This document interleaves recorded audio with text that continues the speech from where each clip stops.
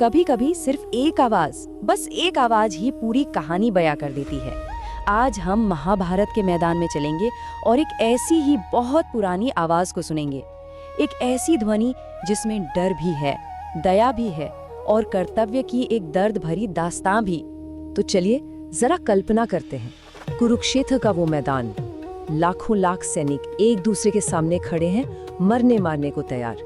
पर हथियारों की खनक नहीं, कोई चीख पुकार नहीं, सिर्फ एक अजीब सी दिल में बैठने वाली खामोशी। और ये खामोशी क्यों? क्योंकि अभी अभी दुर्योधन ने एक भाषण दिया है। अपनी सेना की तारीफों के पुल बांटते बांटते वो अनजाने में कुछ ऐसा कह गया जिससे उसका सबसे बड़ा डर सबके सामने आ गया। और वो डर जैसे हवा में फैल गया हो, पूरे मैदान पर छा गया।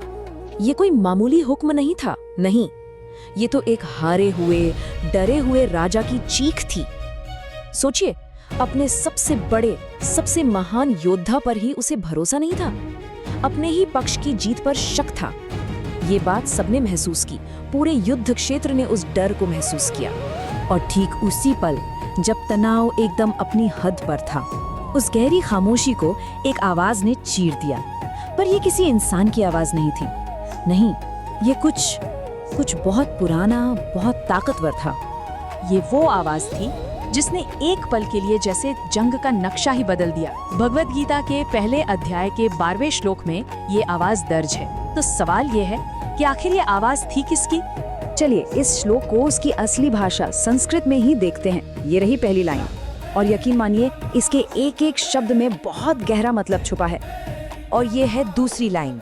जब ये दोनों लाइनें मिलती हैं तो वो एक पल जैसे हमेशा के लिए अमर हो जाता है, वो पल जिसने युद्ध की पहली कार्रवाई को तय किया। तो इसका सीधा साधा मतलब क्या हुआ? यही कि अपने डरे हुए पोते, अपने राजा को देखकर दादा भीष्म ने एक शेर की तरह दहाड़ लगाई। लेकिन बात इतनी सीधी है नहीं। इस एक दहाड़ के पीछे कई परतें हैं, बहुत गहरी। तो अब हम क्या करेंगे? हम इस एक श्लोक को खोल कर देखेंगे, इसके टुकड़े टुकड़े करके समझेंगे कि ये किरदारों के बारे में और आगे होने वाली जंग के बारे में क्या बताता है। चलिए इसके कुछ खास हिस्सों पर नजर डालते हैं। अब जरा इस पर गौर कीजिए। भीष्म का पहला काम हमला करना नहीं है, नहीं, उनका पहला काम है हर्ष उत्पन्न करना, मतलब दुर्योधन को खुशी देना। उन्होंने अपने राजा का डर देखा, सुना और जवाब में गुस्सा या बेइज्जती नहीं बल्कि प्यार दिखाया, करुणा दिखाई। ये एक कमांडर का काम नहीं था, ये एक दादा का काम था, अपने पोते को हिम्मत बंधाने जैसा। ये सिर्फ टाइटल नहीं है, ये भीष्म की पहचान है। कुरुवृत्त यानी कुरुवंश के सबसे बड़े और पितामह यानी दादा, ये शब्द हमें उनकी अथॉरिटी की याद दिलाते हैं और उस दर्द की भी, उस प्यार की भी जो वो अपने ही परिवार के लिए महसूस करते थे, जो आज दो सेनाओं में बटा हुआ था। और आखिर में आता है सिंहनाद, शेर की दहाड़। अरे ये सिर्फ एक आवाज नहीं है, ये तो एक ऐलान है। दुश्मनों के लिए चेतावनी, अपने साथियों के लिए जोश और पूरे मैदान पर अपना दबदबा कायम करने का एक तरीका। भीष्म की एक दहाड़ ने ये सब काम एक साथ कर दिया। तो आवाज एक, लेकिन उसे सुनने वाले दो, और दोनों ने उसे बिल्कुल अलग अलग तरह से समझा, महसूस किया। चलिए देखते हैं कि कैसे इस एक दहाड़ ने मैदान को दो हिस्सों में बांट दिया। कौरवों के लिए ये दहाड़ एक भरोसा थी, जैसे भीष्म कह रहे हो, मैं हूं ना, डरो मत। उनका डर हिम्मत में बदल गया। लेकिन दूसरी तरफ पांडवों के लिए, उनके लिए ये एक खौफनाक चेतावनी थी, मैं पूरी ताकत से तुम्हारे खिलाफ लड़ूंगा। देखिए, एक ही आवाज एक तरफ उम्मीद जगा रही है तो दूसरी तरफ खौफ पैदा कर रही है। लेकिन कहानी में एक बहुत बड़ा ट्विस्ट है, ये यहीं खत्म नहीं होती। इस जोरदार दहाड़ के पीछे एक बहुत गहरा, एक बहुत दर्दनाक राज छुपा था। एक ऐसा सच जो इस पूरे सीन का मतलब ही बदल कर रख देगा।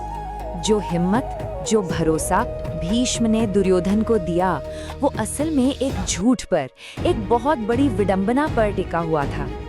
ये एक ऐसा वादा था जो वो जानते थे कि वो कभी कभी पूरा नहीं कर सकते। और वो राज ये था, भीष्म ने एक कसम खाई थी, एक प्रतिज्ञा ली थी कि वो अपने पांडव पोतों में से किसी को भी जान से नहीं मारेंगे। मतलब वो लड़ सकते थे, घायल कर सकते थे, हरा सकते थे, लेकिन युद्ध को खत्म नहीं कर सकते थे। वो दुर्योधन को जिता नहीं सकते थे। तो उनकी दहाड़ ताकत का दिखावा तो थी, पर जीत का वादा नहीं थी। और बस यही इस पल का सबसे बड़ा दुख है, सबसे बड़ी ट्रेजेडी। दुर्योधन को जो खुशी मिली वो एक गलतफहमी थी। उसे लगा कि दादा की दहाड़ मतलब जीत पक्की, जबकि भीष्म के लिए ये बस अपने फर्ज को निभाने की दिल तोड़ने वाली मजबूरी थी।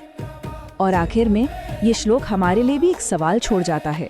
जब हमारी जिंदगी के मैदान में डर लगता है तो हम किसकी आवाज़ सुनते हैं? हमें किससे हिम्मत मिलती है? हम किसकी ताकत पर भरोसा करते हैं? और क्या वो ताकत असली है या वो भी किसी गलतफहमी पर टिकी है? ये वो आवाज़ है जो हजारों साल बाद भी हमारे कानों में गूंजती है। अगर आपको ये वीडियो पसंद आया तो सब्सक्राइब करें। धन्यवाद।